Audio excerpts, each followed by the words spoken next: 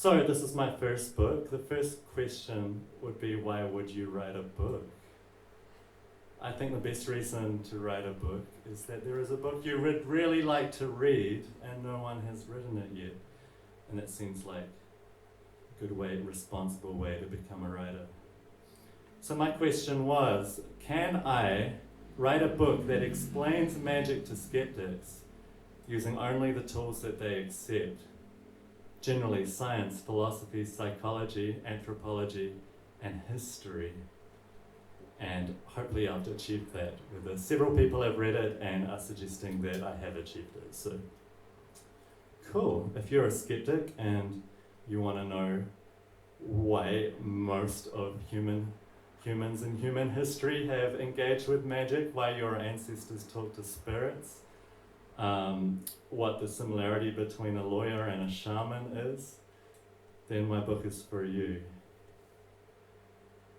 Cool, so the search for a book explaining magic for me starts around 2013. And I was living with my brother, and my brother was into comic books. And we got into the comic books of Alan Moore, who is an interesting writer who, at age 40, declared himself a magician on his 40th birthday party, and then proceeded to engage with magic as a writer. So this is the first thing I came across that gave me permission to get involved with magic. Here's this quote.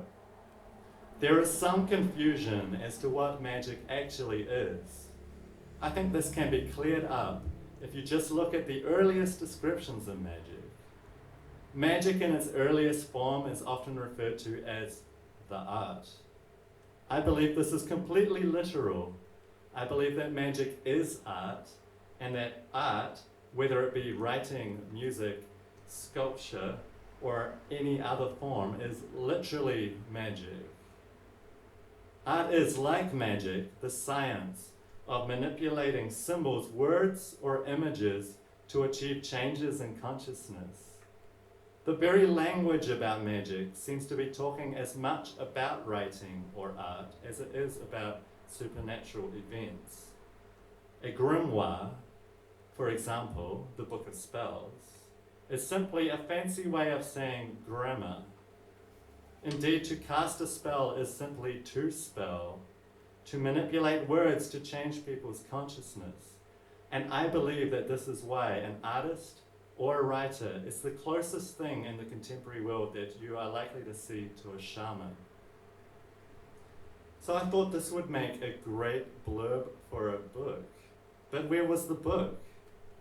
In all the years between, I found a lot of other great quotes, great explanations, tantalizing bits of evidence for how magic works.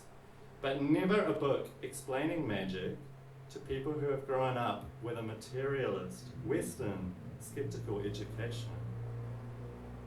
Alan Moore is an amazing fiction writer, and he's done a great job of presenting fiction as real magic. But in that quote, in passing, you also mentioned music. At the time, 2003, I was finishing my degree in jazz performance. I knew my scales, my theory, how to improvise, but they had neglected to teach me much about how to perform. Because most people who start playing music do so for themselves, it's frequent to see bands or solo acts get up on stage in front of a room full of people, only to have half the room clear out by the end of the performance. And we are in somewhat of a free jazz avant-garde venue here, so maybe that happens. Often the band will pat themselves on the back about how they played pretty well, as well as they do at band practice. But a great performance can be transcendent. The musician gets up in front of people and takes an emotional risk. The audience feels this through their empathy and is taken along vicariously, feeling as if they are also up there on the stage looking down at themselves. There's a sense of invitation without which there is no compelling performance. A great concert takes your consciousness out of your individuality and spreads it out into a mass audience, all moving to the same beat, something that very few animals can do. The ability to sync one's movements to a beat is called by biologists entrainment. And as a side note, apart from humans, apparently only some birds and seals can do this. They're the only animals who can dance to a beat that we know of. Likewise, psychologists and neuroscientists call these states of trance where a group can behave as if they were one unit without verbal instructions, such as a group of musicians playing together, flow states. By reframing songs as spells to charm people into dancing and having a good time, flow states, I began to notice my effects as a musical performer. I started to throw away the things that didn't work and keep the things that did. From then on, I stopped having bad gigs. I felt like this was an invitation to see the world a new way. And so I started to learn as much about as many forms of magic as I could, both in practice and in theory. I came to the conclusion that many things we do every day in the 21st century have a lot in common with the magic of indigenous cultures. Shamans, witches, illusionists, wizards. So, how do we define magic in a way that allows us to engage with it? So, I'm now going to read a couple of chapters of my book, or pieces of them. The first is the introduction, and then I'm going to read a definition of magic that we can use for the 21st century. So the first chapter is called, I'm going to read the introduction.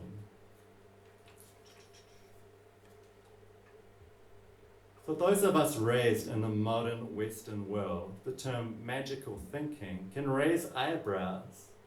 Associations with madness, superstition, and woolly thinking have created a gulf between those subjects that we feel free to talk about and those which are spiritual, magical, or occult. This belies the fact that all cultures have a concept of magic. I would argue that magic has, in the past, been a human universal. I would argue that in the present, magic is still a human universal, only that in certain cultures, especially here in the West, we have forgotten how to openly talk about it. Every one of us descends from people who believed in and engaged with magic, be it good luck charms, blessings, curses, invocations, communications with spirits, or in other forms. In this book, I will explain why magic can be a practical approach to achieving real-world results. The tools I will use to do so come from science, philosophy, history, and anthropology, and ought to appease the intellectually rigorous, while still being accessible to the layperson. My aim is to allow you to access magic without having to leave your skepticism at the door. I intend this book to serve as a bridge to allow people of different worldviews, subcultures, and ethnic backgrounds to speak openly with each other about magic in ways that are fruitful and encourage understanding. For this reason, the various chapters of this book are written from different points of view with different tones.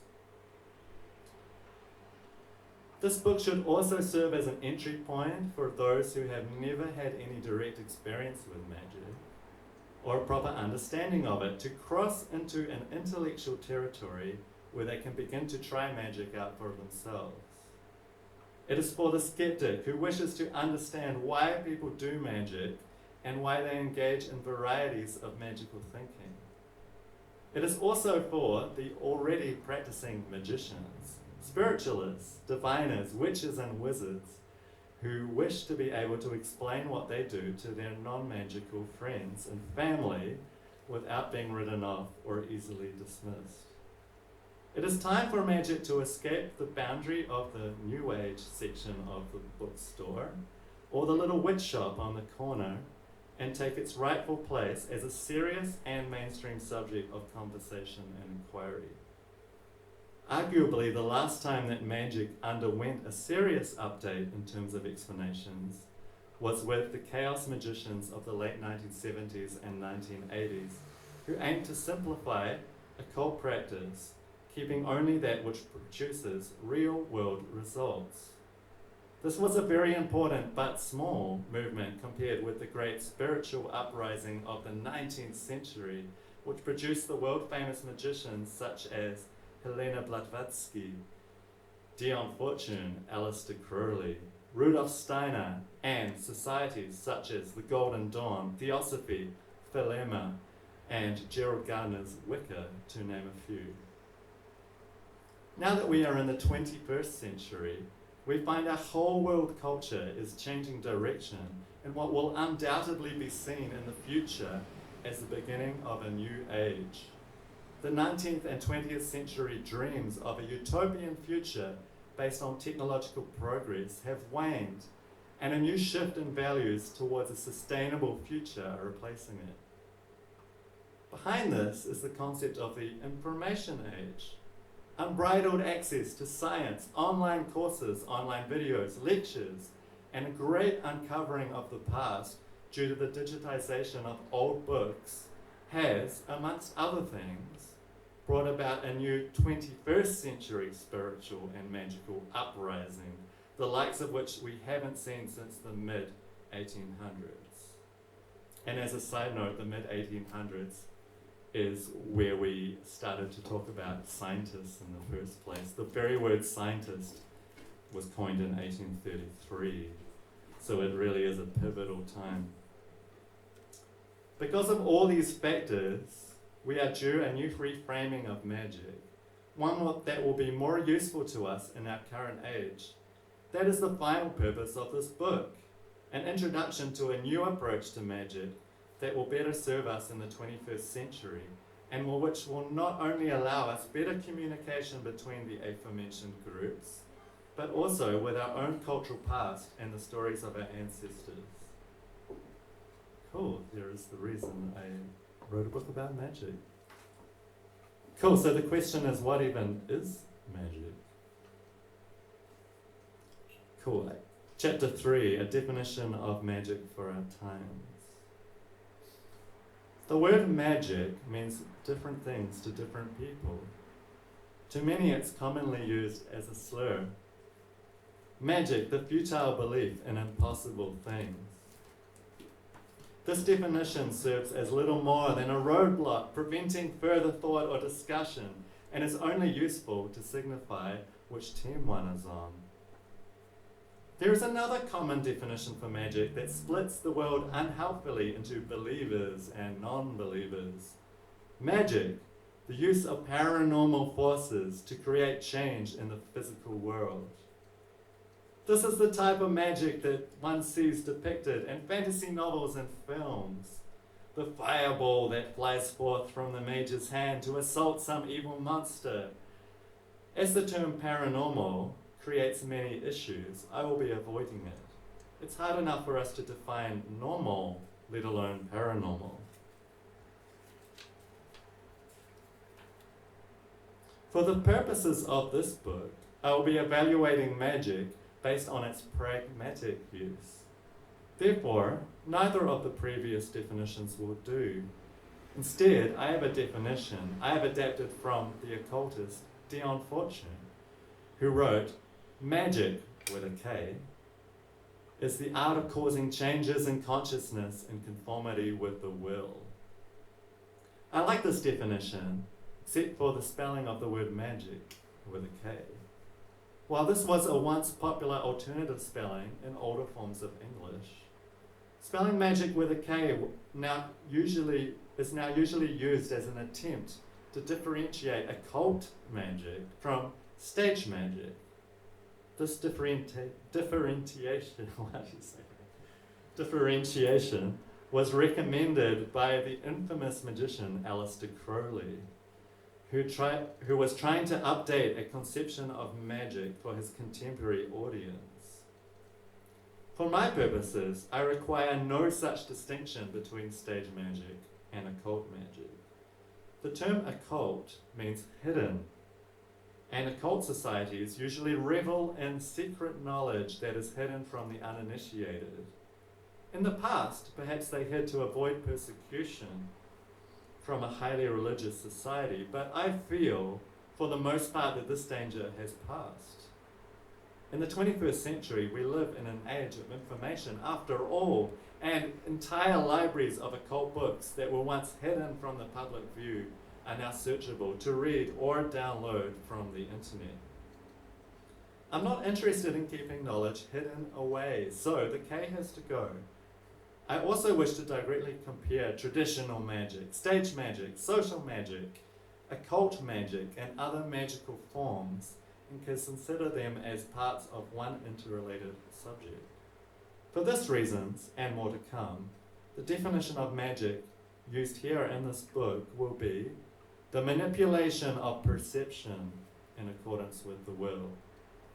This definition allows me to relate various magical traditions with other concepts that I consider magical, such as advertising, performance art, oratory, music, acting, and many other related manipulations of perception.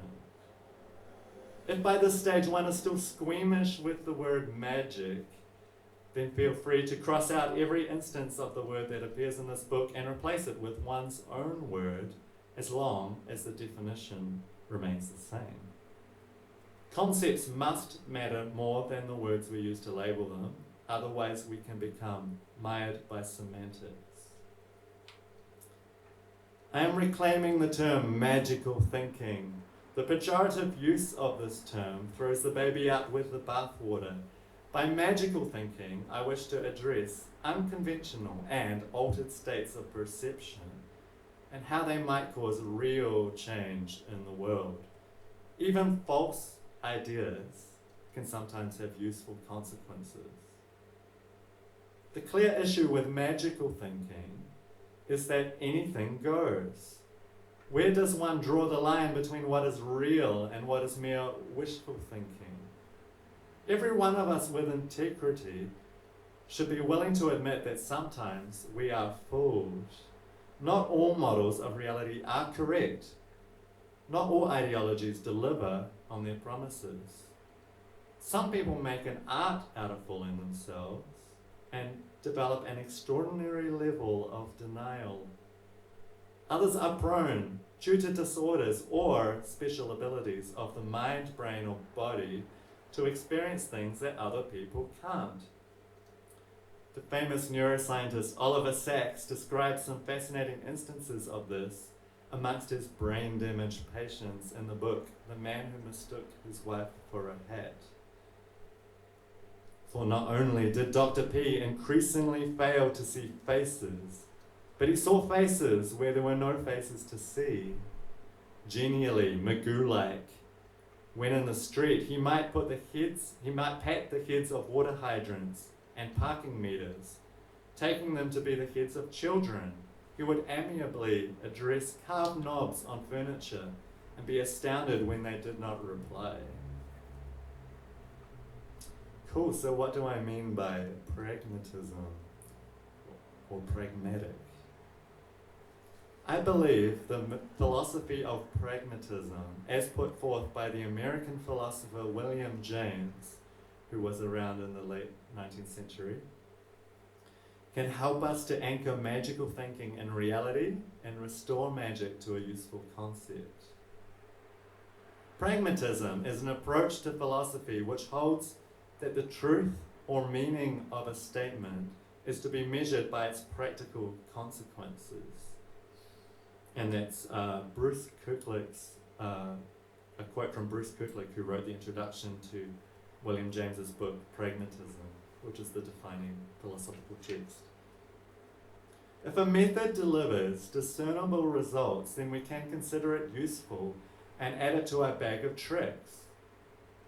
If a method, no matter how tantalizing, fails over and over again, then we must ditch it, no matter how painful it is to let it go. Anything goes, as long as we keep what works and throw away what doesn't. The good thing about pragmatism is that results can be acknowledged whether or not they fit a current model of the way we think the world should be. Many people confuse models for reality and ignore useful data because it doesn't fit what we previously believed. But the map is not the territory. This bias is unfortunately common in the modern science establishment.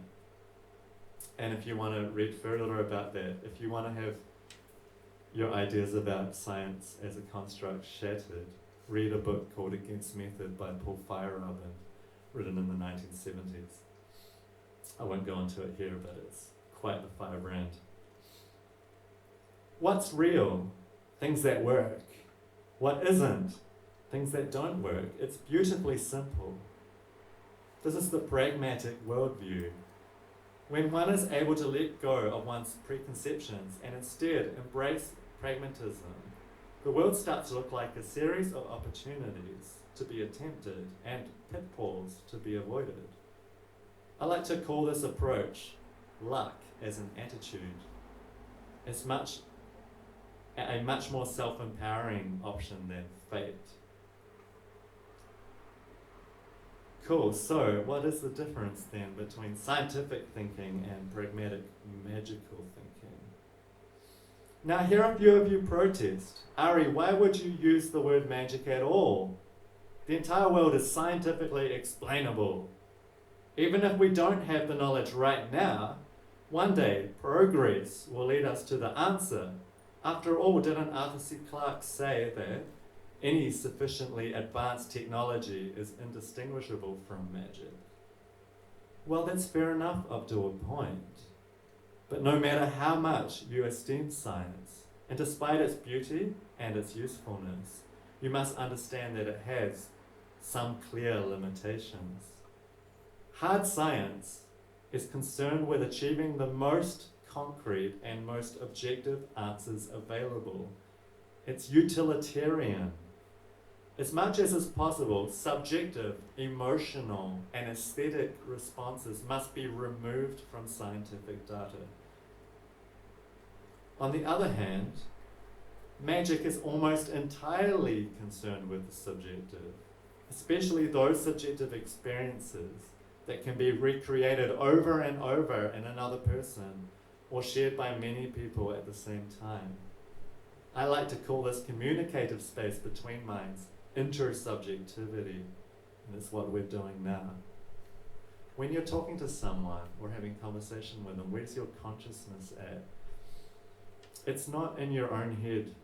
It's not off in another world. It's arguably in the space between the person and the person talking. And in that moment, reality is being defined mutually between the two. I affirm your reality as the listener, and you affirm my reality as the talker. Science affirms scientific reality through the repetition of results. It's very hard to scientifically test rare occurrences. However, rare yet meaningful events stick out to human beings as being subjectively more noteworthy than common events. Stories usually prefer to deal with the extraordinary rather than the mundane. When I'm teaching music to people, I explain how music is a series of movements between tension and release. And if you have a piece of music that just repeats and repeats and repeats, you don't have enough tension. It's too predictable. And if you have only tension, if you have a bunch of an idea and another idea and another idea and another idea, you have too much tension, not enough release. And the idea is to get from one to the other. So no story worth telling starts just telling something completely mundane. The boy woke in the morning and he got up out of bed and he put on some socks and he took a step and then he took another step and then he took another step and he reached out his hand and opened the door, etc., until he eats each individual cornflake. This is not a story worth telling. A story worth telling is the boy woke up in the morning and his bedroom was gone and he was in the middle of a vast green desert. Now we have tension, now we have a problem for him to solve. These are the stories we tell, and you are in fact a bunch of stories you tell yourself about yourself. Rare events often make a disproportionately large personal impact upon us, whereas during the writing of scientific papers, inconvenient rare events are often removed by statistical trickery, the manipulation of people's perception in accordance with the will of the writer or scientist, which is arguably on its way to being magic. So we have these two pressures the whole time. We have the pressure to tell a more increasingly interesting story about ourselves and to always make noteworthy the extraordinary, and we have this pressure in being objective and measuring and being the most certain in order to make the best predictions, which is what science is for, to ignore one-off events. Arguably, it's a bad bet to make a bet on a 1 in a million occurrence if you're trying to win lotto or something like that. But if you're not worried about which particular 1 in a million occurrence, 1 in a million occurrences are a daily phenomenon. Science also builds and relies on models to formulate predictions. There is a bias towards information that can best fit into an existing model. Information that is a complete anomaly has to be put aside from the world, even if it is totally correct. Gravity is an example. We don't currently know why it works. The science is still being cooked up. Thankfully, gravity is hard to ignore, so we know it is going on, even if we don't know what causes it. Now and then, this pressure towards only including information that agrees with established models causes valuable results to be overlooked. This is less of a problem in magic, where results are to be noticed, discussed, and used, regardless of whether we currently have an explanation. In magic, you can use it now and explain it later. If something works, then you can use it, even if it shouldn't work. Indeed, the magic I find most interesting is the stuff that we think shouldn't work, but does anyway. So, for example, two phenomena that were once considered magic, and magical thinking at that we now have scientific evidence for, are hypnotism and the placebo effect. I find the placebo effect particularly interesting, as when understood properly, one realizes that it has an effect not only on sugar pills, but all medicine. Scientific testing methods are always looking for ways to be as objective as possible.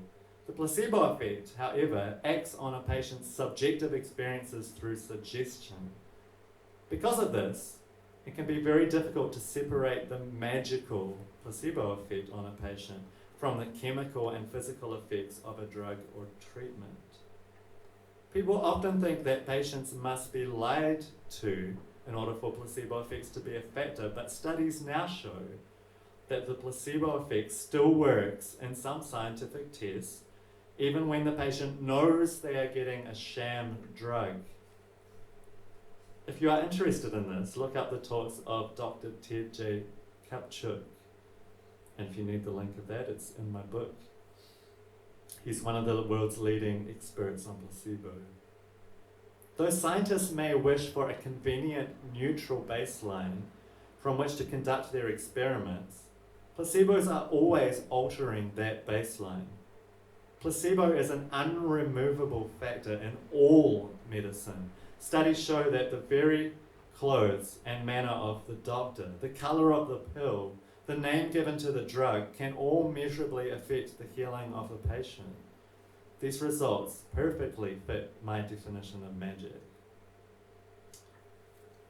Cool. Hypnotism is another scientifically proven yet mysterious form of magic.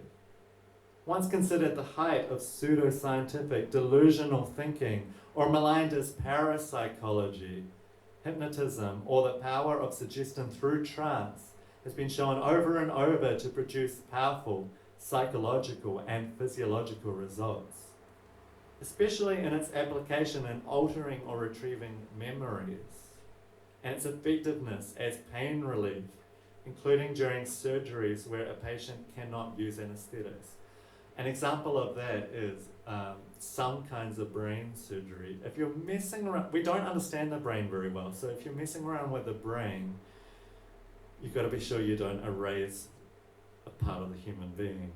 You don't want to paralyze them or erase part of their personality or something like this. So how do you tell? Well, human brain is quite strange in that if you imagine or dream about running, your motor cortex lights up in a very similar way as if you were actually running. For this reason, one thing you can do is hypnotize the patient into not feeling pain, which you can do in some operations. Open their head up behind a screen and talk to them while they're having the operation. And if you're worried you're damaging their motor cortex, you can scan them while you're talking to them about walking, talking, or running, and that can give you some insight if you're cutting out the wrong piece. Musical perception also acts in accordance with my definition of magic, and some of you know me primarily as a musician. This is poorly understood by science. We all know that human beings can synchronize their actions together in rhythm, a phenomenon called entrainment. This sync allows us to shift awareness from our individuality towards a type of collective consciousness, or a feeling of oneness with the crowd. For example, during a dance event or a rock concert. We don't know why music has this physiological effect. Even weirder is why we can find music so emotionally affecting. Despite it bearing no direct relation to other emotional causes, how can a piece of music sound lonely when normally loneliness is a condition caused by a lack of social interaction? There seems to be no logic as to why the pattern recognition of sound should have evolved to sync with our emotions. Despite this, most of us have at some point been brought to tears by a piece of music. Music is very often used as part of magical ritual to shift consciousness, be it the Catholic Mass, a heavy metal concert, or an Olympic opening ceremony. There are in fact some forms of magic that totally center around music, and I can't remember the name of it, but in Morocco there is a whole form of music based around these songs that summon jinn, summon spirits. You play the right song for the right jinn and you have your spirit experience. On the other side of the picture from scientists are the occultists. Somewhere in between are the stage magicians. Scientists aim for objective and certain measurable results. Stage magicians aim to trick their audience into perceiving that which should not be possible. Occultists aim to control their own or their target's perceptions towards fulfilling their willful intentions. In my mind, occultists, who accept magic as part of reality, are too ready to remove themselves from the company of stage magicians. Stage magician makes no bones about being a trick. I think the stage magicians are right. Magic is trickery. If only we were to add what science tells us to what stage magic shows us, we would realize that almost all of our perception is a trick that we are stuck with, and therefore occult magic and stage magic are not so different as many will claim. So there's a whole chapter, the first chapter of this book after the introduction is called On Attention. And what I'm trying to do is show you how little about your reality is objectively defined by what you see. So, some examples are, on the front of my book is a red Toyota Corolla, and which is a reasonably common kind of car. And I've got this superimposed. If you read the first chapter, you'll understand why there's a red Toyota Corolla on the front. I'll explain now anyway. And it's on top of this cosmological map called the Sephirot from Kabbalah. And I'm trying to piece together one of the most mundane things you'll see in everyday life with one of the most, one that's trying to be the most profound. So, I call this red Toyota Corolla syndrome. If you were to buy, or your family was to buy, a red Toyota Corolla, you will start to see red Toyota Corollas all over the place around the road. And it could be that you have altered your perception to see something that was always there. Or it could be that the universe has lined itself up to you to send you a message based on the purchasing of the new car.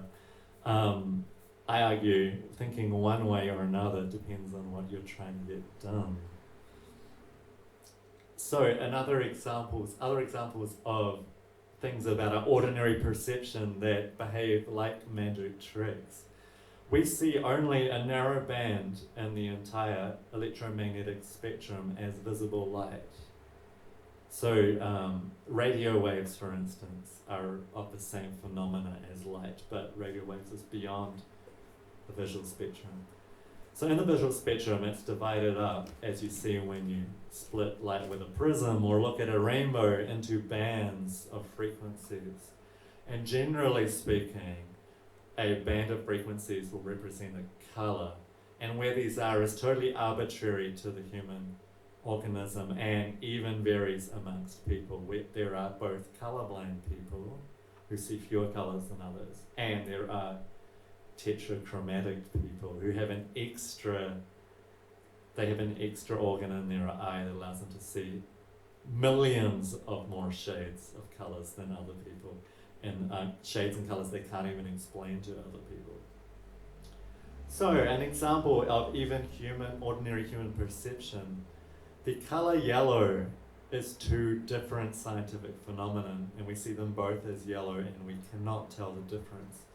When you're looking on a computer screen, yellow is always two bands in the colour spectrum stuck together. It's a mixture of red and green light.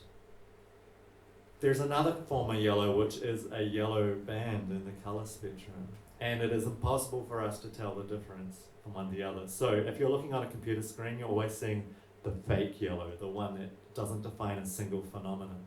If you're looking at a flower out in the forest, you have no idea whether the flower is red and green or yellow.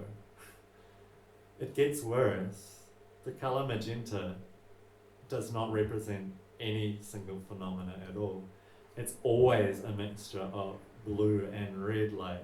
And this is interesting because blue is on one edge of the electromagnetic spectrum, beyond which we can't see, and it becomes ultraviolet. And if you see that, it looks like white or looks invisible.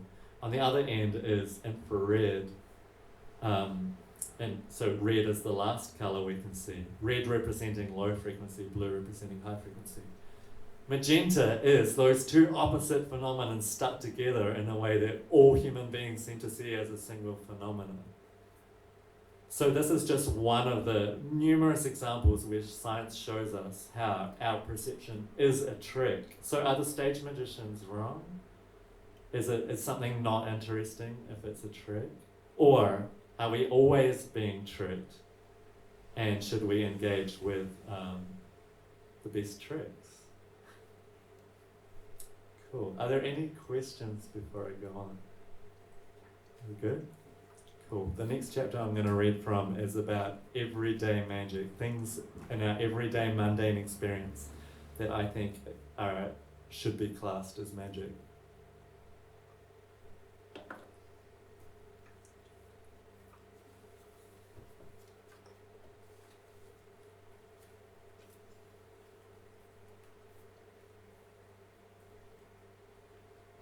So this is called Magic is Around Us Every Day.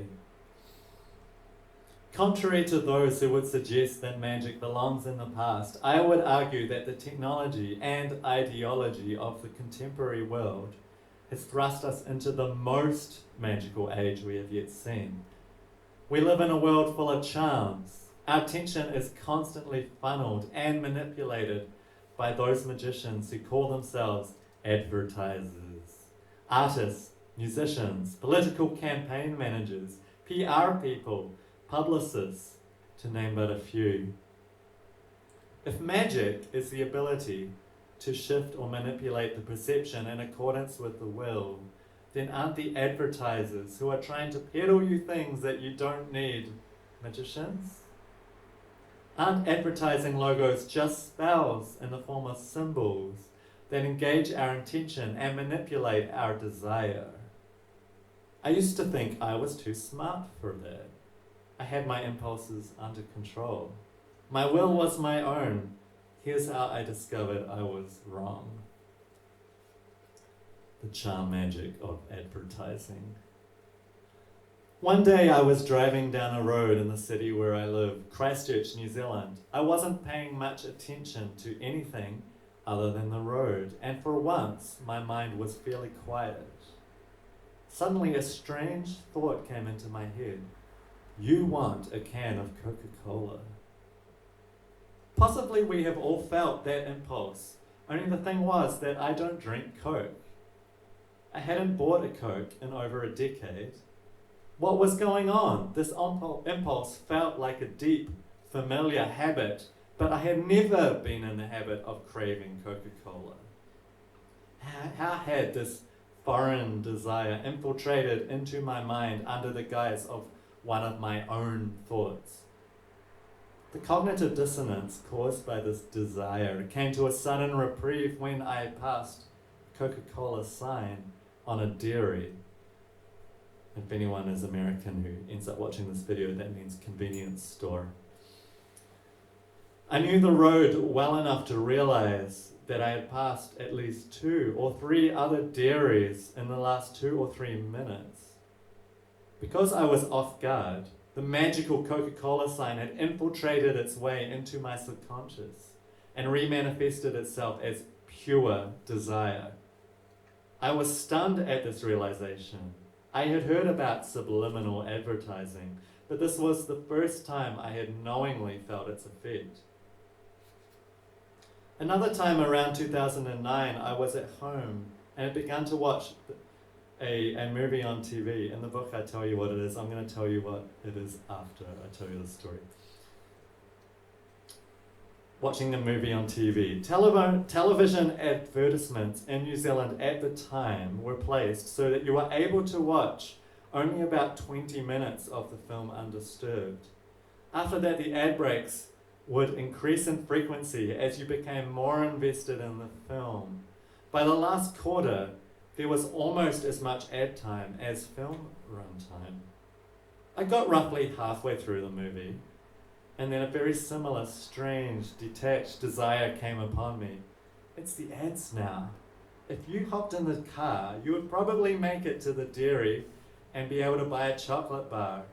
Again, something I almost never did. And you'd be able to make it back in time. Before I knew it, I was back in my chair holding a pinky bar.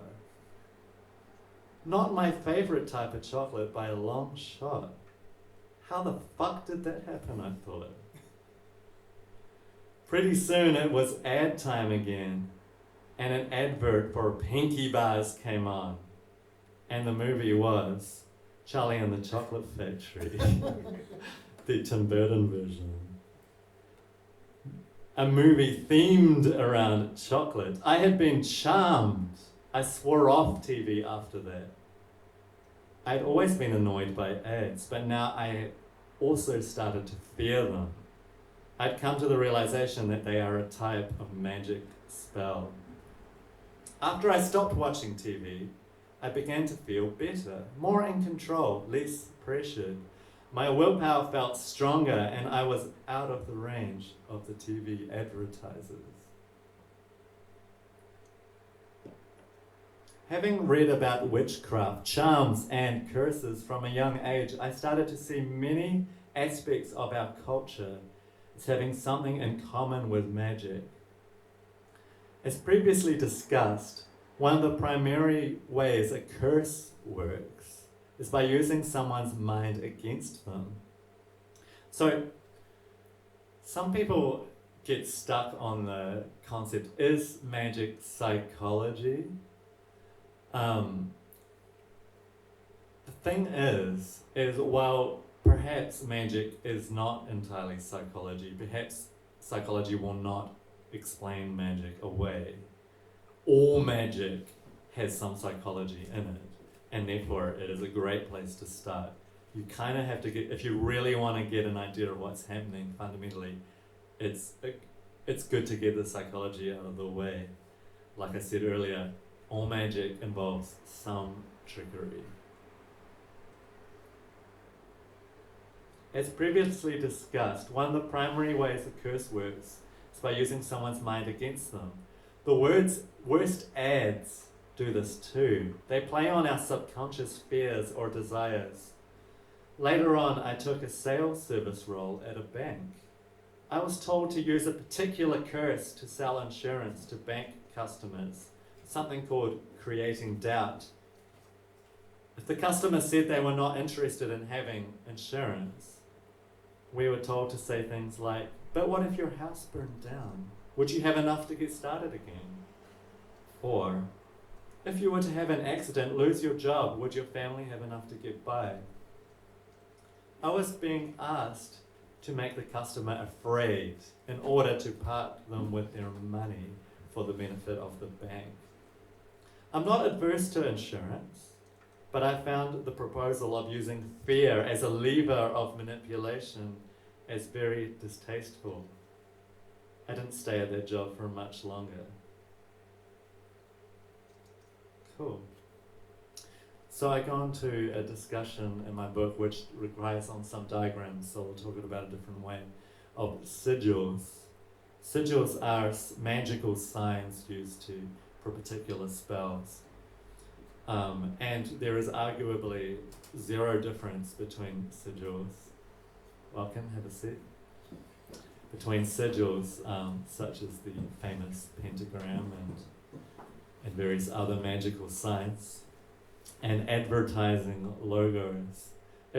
If advertisers have gotten so clever, and there are entire books about advertising psychology, which I had to read to write my book. And when you read these, they are pretty similar to some magical manuals. When you see, for instance, the McDonald's golden arches, it's not just signaling a place. If you wanted to have lunch, you could have it here. It's creating the very desire for a hamburger in the first place. And this is done by suggestion. So a lot of you may know about Pavlov and his dogs, where he did it. He got dogs to associate a ringing bell with the feeding time, and it got to the point where if he rang the bell, the dogs would salivate. So a lot of advertising works by making you associate a product that has nothing to do with, to associate it with some positive effect. So frequently there'll be an ad for a soft drink, and the ad will be a bunch of very beautiful and sexy people having an amazing party, and wouldn't it be great to be there with those young and sexy people? And like, what the hell does that have to do with flavored sugar water?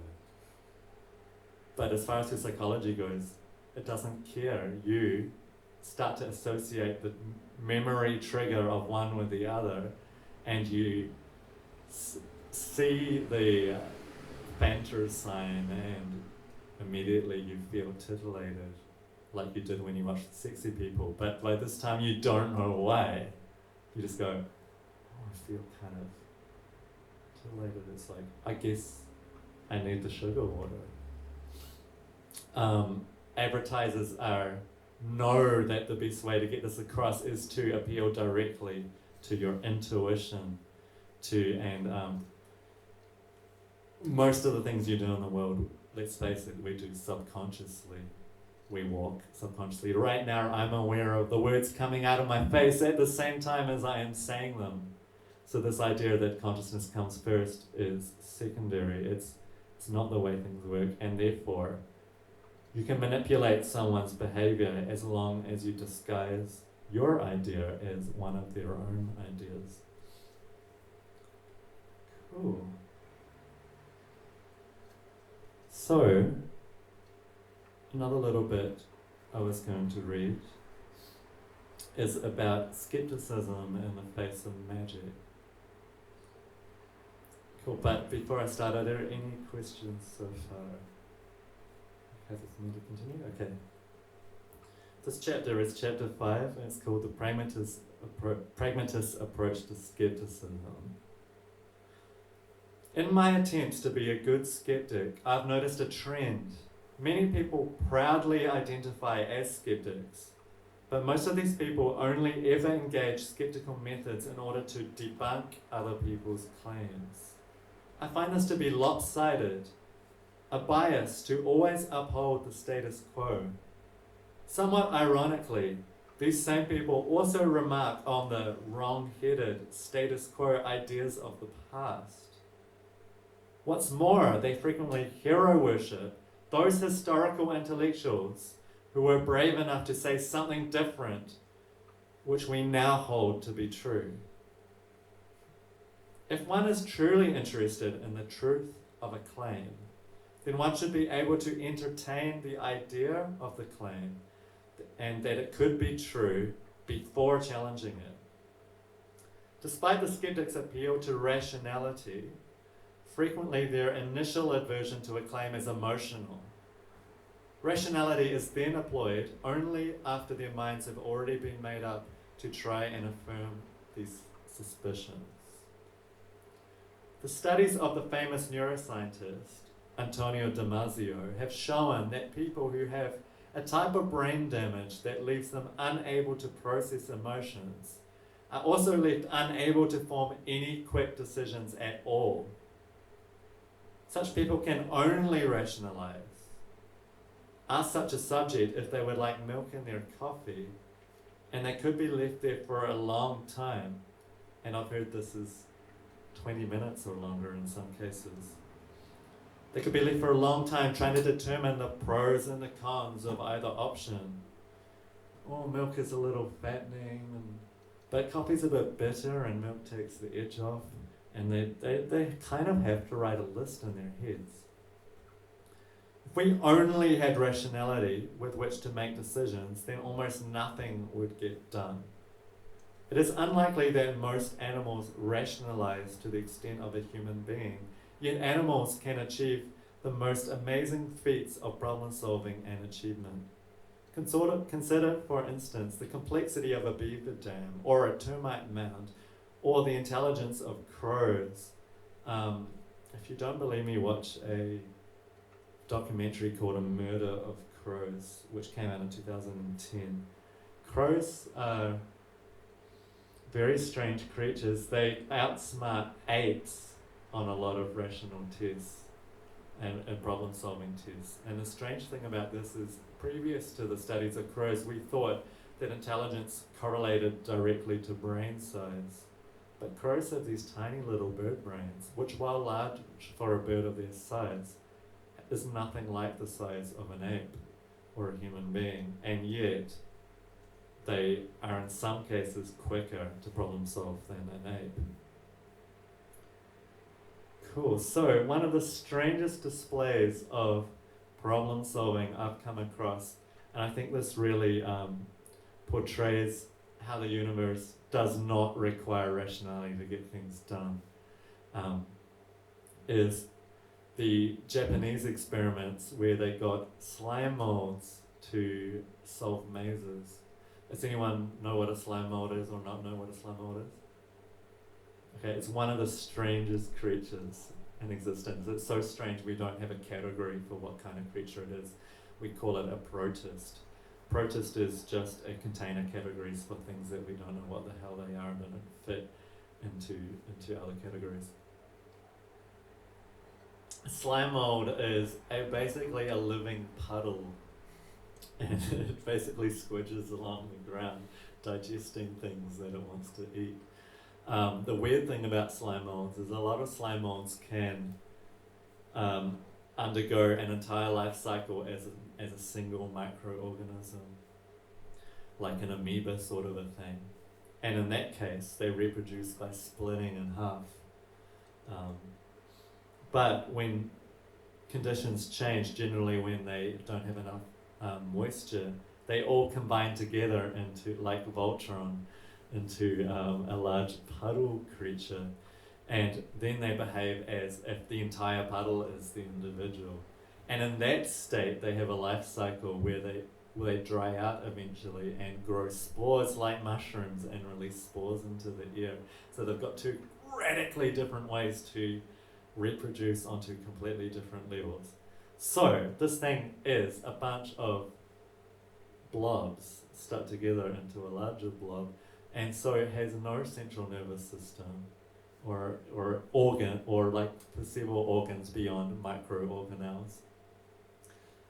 So how does it get stuff done? Well, it turns out that slime molds are unbelievably good at solving mazes. Slime molds love to eat oats. They love to eat oats, like little packets of carbohydrate.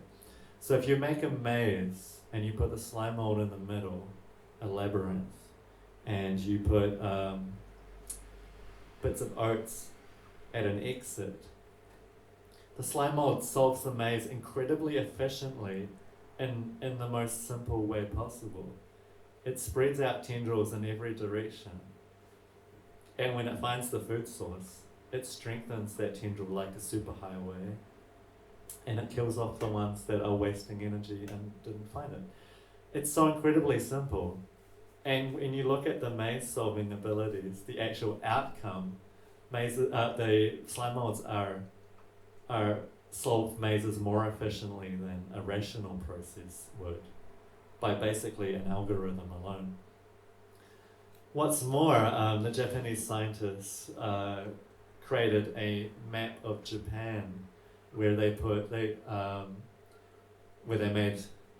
bits of oats at different major cities, and they wanted to compare whether slime molds could solve civil engineering problems such as putting railway stations in the right places, in efficient places.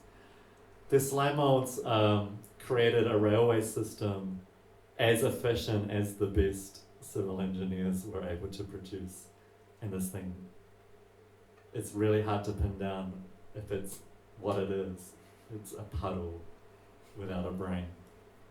So, the problem with some skeptics is they get really involved with the explanations of things, the rationalization. And as I said before, most of your decisions have to be made intuitively or emotionally. And this is because rationality is really expensive. It literally, your brain uses up about 20% of your entire body of energy. And so most of the time for small things, if you want a quick decision, you need to do it emotionally or cool. By the same token, I don't know how much you want to get into neuroscience, but it does get covered a little bit here. You don't need to keep a model of reality in your head. This is wrong. People think the brain is a hard drive with a bunch of all your experiences in it, and this is not quite right. You do not need to keep the floor an object in your head, because your floor is there resisting your feet, and it pushes against your feet and you push down upon it. When you're riding a bike, you do not need to keep a complete model of the bike. You only need to know how to respond to the bike. If you want to go down this wormhole of thought, you realize that we don't exactly model reality in our brains at all, and you're not exactly your brain. Instead, we are a sense of sensory things reaching out into the world. And our consciousness is a reaching out thing. So again, I'm talking to you, and you're listening, and me talking to you affirms my existence, and you listening affirms yours. Then you start to realize, if you are a story, you tell yourself about yourself. If I ask you who you are, you'll tell me a story. You start to realize that your whole concept of self is a bunch of ideas. And then you realize, you look around the room and you go, how many things can you see started as an idea in someone's head? Someone designed these chairs this microphone, this stage, these clothes, the fan, you realize that to get out of the world of human ideas is nearly impossible, perhaps if we picked you up and dropped you in the middle of the ocean. It's about the only way I can think to do it. And therefore, of course, ideas define reality. So while ideas cannot necessarily mess with physical direct reality without doing some work. So I can have the idea of a chair, but at some point I have to do the work of building the chair. For certain, you can manipulate through ideas consensus reality, and like red Toyota Corolla syndrome, have your concept of the world radically altered. And I argue this is not only how magic functions, it's what most systems are talking about when they talk about the spiritual.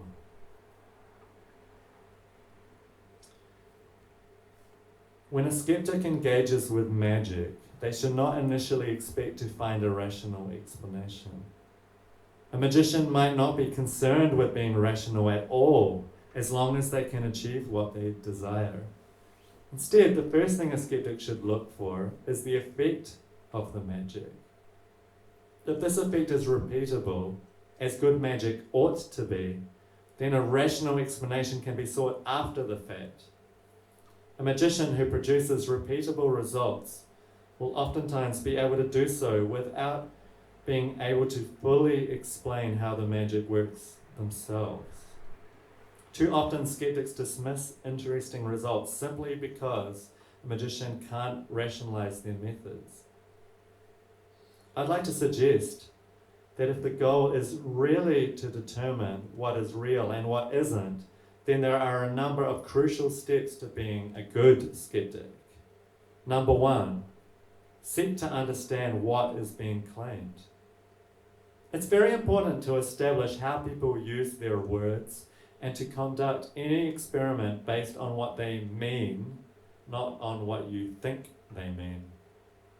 People who have, for instance, seen a ghost don't necessarily mean anything more than they have had an extremely strong experience of a presence, perhaps one that they have seen. They don't necessarily mean that a ghost is real in exactly the same way that a particular person is real. If you are expecting to find a ghost in the same way that you might locate somebody in the flesh, then your search will quite likely come up empty. If such a person claims that the ghost is real, then often what they mean by real is that they have had a strongly convincing subjective experience. And bear in mind that your experience is subjective almost all the time, including intersubjectivity, consensus reality. If many people have seen a ghost, then one ought not to dismiss the experience just because nobody was able to shake the ghost's hand. If you interpret the individual's claim to mean that they had the experience of a ghost, then you can look for other ghost experiences. It's almost certain that you'll find something to work with. Ghost experiences can be studied scientifically, even if ghosts cannot. So, there are certain kinds of truth claims. If you want to be a scientist, there's some types of truth claims you can extrapolate from data, and certain kinds you can't. Not everything is a scientific question. Your idea of what you think is going on in reality right now is largely not a scientific question. It doesn't mean science isn't incredibly useful. Different people have a very different idea about what is real. To a born-again Christian, a vision of Jesus is one of the most real things in their life. They might well measure reality based on their strong emotional experience and an overwhelming sense of meaning. Such people may be ready to concede that seeing Jesus was not the same kind of real as leaning on a table or shaking hands with somebody. Likewise, to some hardliners, such as the famous cognitive scientist Daniel Dennett, Their own consciousness is not real. Dennett has claimed that both consciousness and free will are illusions caused by underlying deterministic brain function. At which point one wonders if Daniel Dennett hasn't poofed all his agency out of existence. If everything he believes and says is the result of a deterministic automaton, then why should we listen to him? He was, after all, bound to say that. So, this is the problem that the conundrum that scientists get in when they think that science trumps philosophy. The problem with science is that scientific method is constantly evolving and shouldn't stay still if we are to get better and better results. What is science trying to do? Arguably, almost all science is trying to make better predictions based on extrapolation of data. And this is a very good thing.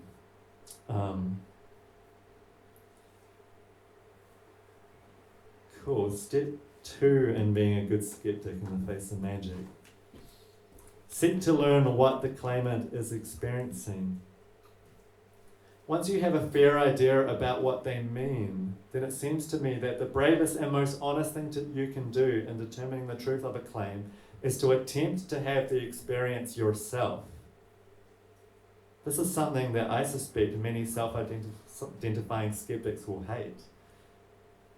Can you try and copy the stimulus that caused the ghost experience? Can you spend a night in the same haunted building? To do this authentically might require letting go temporarily of preconceptions, prejudices, and maybe even strongly held beliefs. So one of the underlying things in chaos magic, for instance, is the idea that beliefs are literally a tool. And if you're not getting what you want in the world, try altering your belief system. A lot of people think that, or talk as if they have one set of beliefs that are fixed, that they go through life having, and this is not correct. Normal people, healthy people, believe different things on different days. Different people have sets of beliefs that they have attached to the different roles. For example, a police officer might be a really good mother and a really good police officer.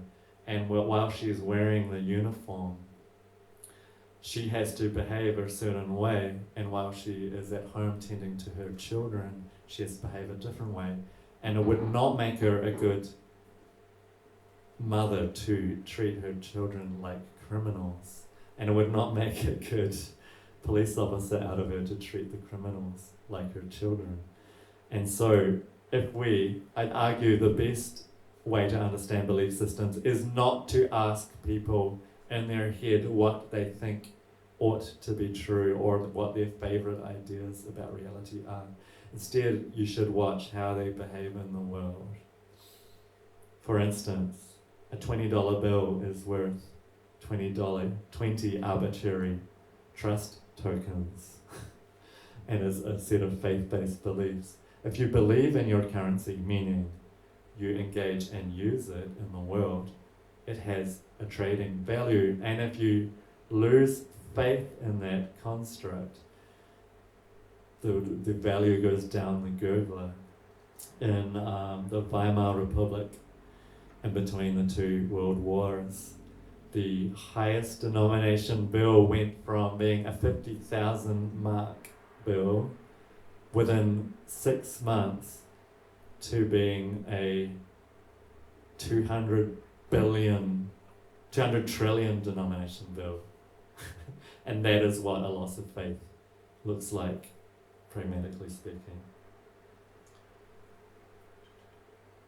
If one was to be skeptical about the religious practice of speaking in tongues, it might mean spending a week in an evangelical church attempting to speak in tongues before one has had the authentic Holy Spirit experience on par with those particular Christians.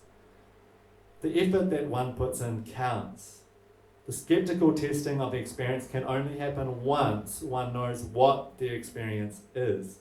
often the best way to start is to try and have the experience yourself. In order not to completely flip over into cuckoo land, I recommend setting a time period beforehand. If necessary, set on a calendar how long you will spend trying to gain the authentic experience. How long will you wear the believer's hat? When the due date arrives, if you have gained an insight into the claimant's inner experience, only then should you try and take it apart. Step 3. Apply regular skeptic techniques of analysis to what you have learned. Only now that you understand what it is you are testing for, the experience, can you expect to be able to test it without misunderstanding the claimant. In debates, there's often talk of logical fallacies. These are indeed a very good thing to study if one wishes to navigate truth claims. But if one wishes to really get to the bottom of something, then there is no point in looking for logical fallacies until one has applied what is often referred to as the principle of charity. The principle of charity explains that if one is serious about a debate that leads towards a constructive resolution, and this is a good rule of thumb for the modern world of increasingly divisive politics. If one is looking for a debate that leads towards a constructive resolution, then one should first help the claimant articulate their argument. You should work together to try and understand exactly what it is they are trying to explain. A good technique is to repeat back to them what you think they mean and then have them correct you until you both agree. Brett Weinstein, a prominent evolutionary biologist and internet commentator, and he's starting to get himself in woolly territory over vaccine mandates and things, but let's put that aside, has come up with his own popular term for this, steel manning. That is the opposite of the straw man fallacy. The straw man is where one redefines an opponent's argument and then attacks that new definition rather than their actual claim. Straw manning can be a good technique for propaganda or winning a debate as a sport, but it's not good for establishing the truth. Cool. Step 4 of being a good skeptic in the face of magic. Play with the experience. Let's say you have had your own genuine ghost experience that is comparable to that of the claimant. If possible, discuss it with them to make sure you both agree that the experience counts. Then and only then should you try and find the limits to the experiment. Can you have the same experience summoning Elvis or Santa Claus? Can you induce the same religious emotions that a Christian has during speaking in tongues towards Mickey Mouse rather than Jesus? Clearly, these experiments should be conducted away from judgment, lest one be crucified for blasphemy or otherwise cause upset. The step is, however, very important for understanding what is actually going on, so bravery is required here. At this step, it is reasonable to be irreverent in one's approach. Only through manipulating the experiment in various ways can we expect to learn which parts produce the experience and which don't.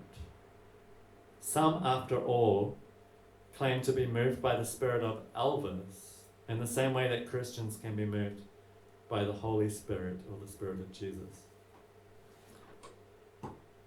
I have tried these steps myself, being a good skeptic in the face of magic, when challenged by a magician friend of mine, Karen McKenzie, to try some hands-on magic, and at least one person in the audience has had their fortune told by Karen, so at least one person knows that he's good at it.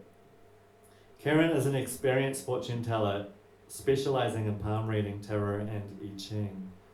For a long time, Karen and I would drive out to bars and he would read palms or give tarot readings to strangers that we would meet, while I would observe.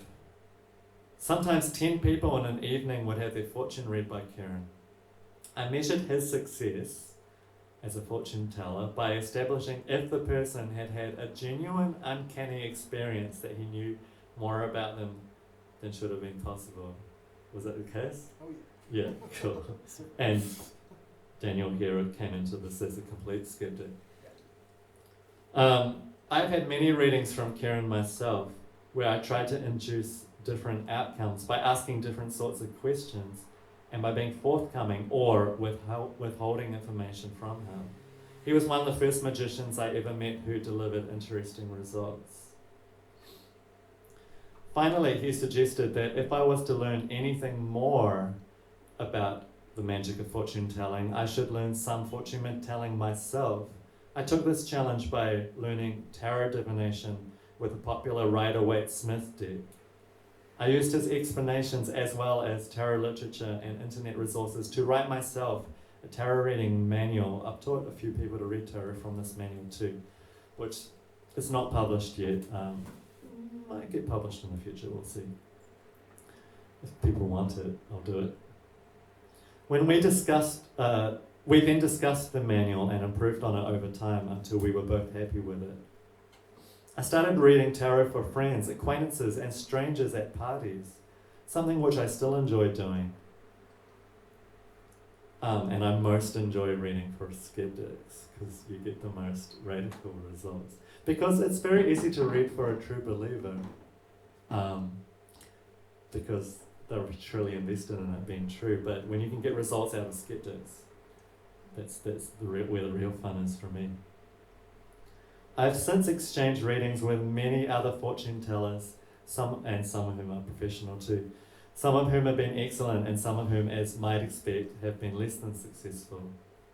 Upon reaching the level where I started to induce the same uncanny experience in the querent, the one who asked the question, as Karen does, I started to play with the limits of the tarot.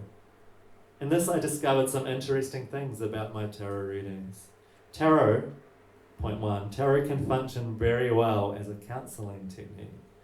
The querent usually goes away with a strong feeling of having been taken seriously and listened to, as well as feeling like they have more clarification and often even a new approach to a life problem they were previously confused about. In that way, it's very similar to narrative therapy. Someone has an emotion about something and they can't come up with a story that allows them to do something about it. And the therapy is not in coming to some hardline scientific truth. It's about a story that allows them to do things better in the world, relieving cognitive dissonance. Fortune telling works extremely well in that, if that's what the magician is trying to do with it. The tarot can provide a very plausible, useful narrative for what is going on emotionally in someone's life, especially if it is something they previously had difficulty in articulating. The readings work well regardless of whether the querent is giving feedback during the reading or not. And this is something I always offer to do if I do a reading to a skeptic, is I say, look, we can have a discussion about what's happening, or you can just be stumm and I'll see what I can get. And if I define it as a narrative game between two people for skeptics. The rules of the game work in such a way that you can get a compelling story that makes the person feel like they have been read, or you know more about them than you should, regardless of whether you give them information or not. And that's something I find interesting about it. Most people, of course, when you do a reading, will blab on and on about themselves because people love doing that.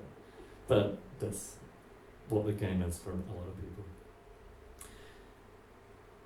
The tarot, on the other hand, disappointingly does not reliably predict sports results or winning lottery numbers.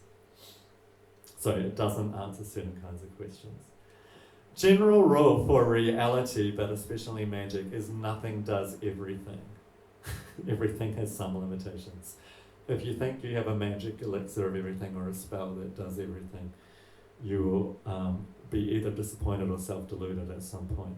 So that's why I say being a good skeptic in face of magic is not only entertaining the idea firstly, but you must try and take it apart at some point if you really want to understand what's going on. But you should do that after you've had the experience. The tarot, with effort, can predict the interactions between characters in a movie or a TV show that I am watching for the first time. And I'm the only person I know who's done this.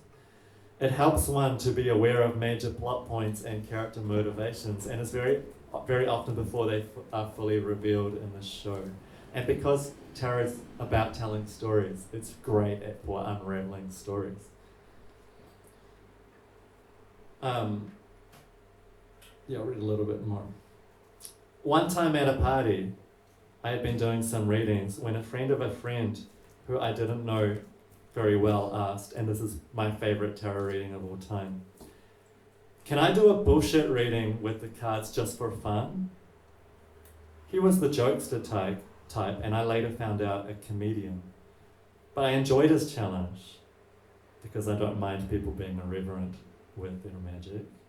And I decided to raise the stakes. Sure, you can do a bullshit reading just for fun, but wouldn't it be more interesting if you used the manual I made here and tried your best to do a good reading? So the manual just has the meanings of the cards. So if you're a creative enough person, you can tell a story with it. He took me up on the challenge and did a reading for his friend. Neither he or his friend had any previous experience with the tarot. They'd never even seen it before. And he himself expected it to be bunkum, like he said, "Can I do a bullshit reading?" So they were both very surprised and enthusiastic when the reading worked very well.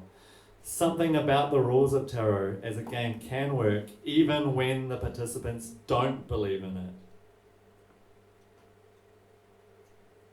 To me, magic that doesn't rely on this belief is the most interesting kind. Yeah, and this is why I want to pull the concept of magic outside of just the occult or the New Age or places where you'll find believers who tell themselves affirming stories, because often that stops you from figuring out exactly what is going on. Another time at a different party, the end result was of the comedian was they totally freaked themselves out, and he said, "I was going to do a bullshit reading and I thought I knew what it was, but it worked really differently and I thought I think something else is going on. And now I'm going to have to go away and think about it." Another time at a different party, I did a reading for a self-proclaimed rational materialist. Again, he went in with all bullshit detectors firing, eager to trip me up.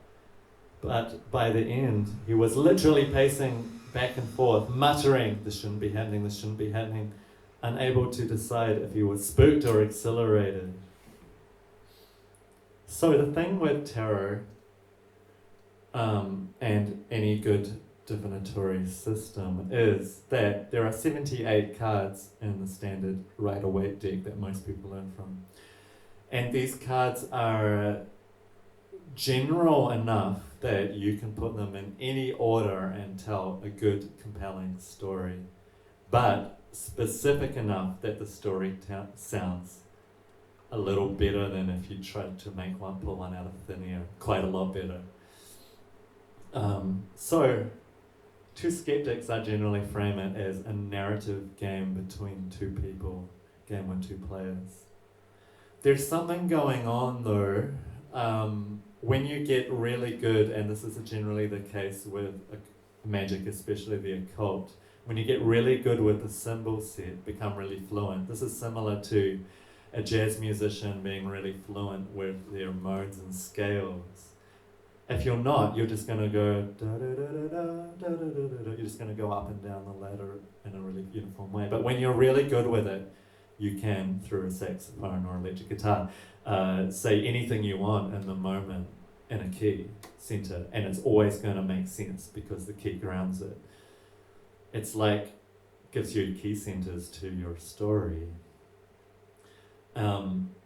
when you're really good with a cymbal set, just like when you watch the really good improvising musician, the music just flows out of them. They often close their eyes and the music pours forth faster and more fluidly than if they were rationalizing at it as it goes past. And in fact, you cannot deliver a compelling performance if you are rationalizing everything that goes past. It's not possible. We have to do it intuitively.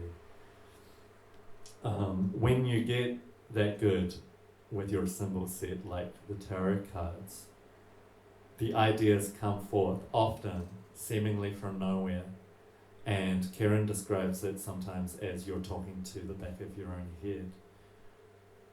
This is why some people consider themselves psychic. I'm not saying that's everything that, or that explains being psychic away. It doesn't necessarily, but some of the people who say they're being psychic are tapping into the same experience that I am, meaning they're talking to someone through using the tarot and idea pops in their head and they say it and the person identifies with it and they're not sure themselves exactly where the idea came from. One thing I do know from doing experiments such as the Skeptics and the tarot reading by the comedian at the party is you do not have to be psychic to do a good reading with tarot. And some of the best readings I've seen have been from people who haven't even seen the tarot before. And some of the best readings I've had have been from total experts too. Cool. Wonder how you're feeling, but there is a little introduction to some of the numerous ideas that are packed into my book, and people have read it, who've been enjoying it thoroughly, have said they're impressed with the amount of ideas in there that they were able to engage with. So that's a little bit of pragmatic magical thinking. And I guess I'll wrap it up there, but if you want to ask questions or have a conversation with me off the cuff, and you want to purchase one and have it signed, if you haven't already, then feel free to do so. Thank you very much.